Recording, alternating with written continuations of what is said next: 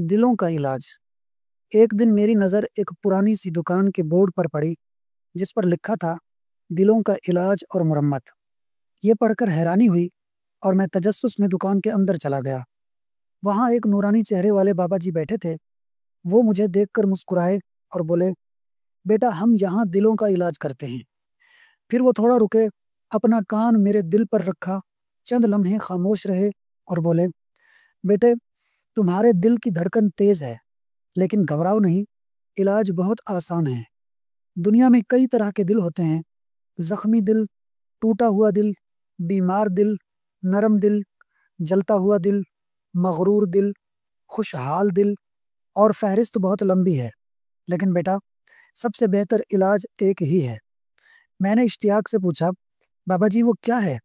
بابا جی نے مسکرا کر کہا، بیٹا یہ نسخہ لکھ لو اور اپنی زندگی میں اپنا لو۔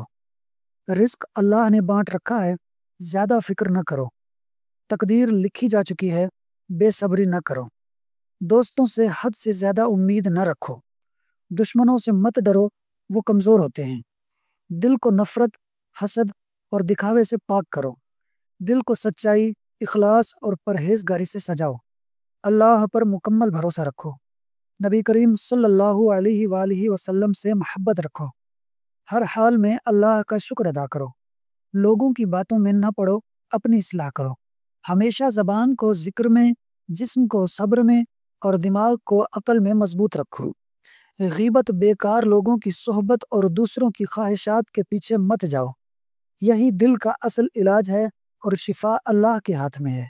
بابا جی کی باتیں سن کر مجھے یوں لگا جیسے میں ایک بدلا ہوا انسان بن کر واپس جا رہا ہوں۔ جاتے ہوئے میں نے بابا جی کے ہاتھ چومے، دعائیں لیں اور انہوں نے جاتے ہوئے کہا، بیٹا جاتے ہوئے درود پاک پڑھ لینا۔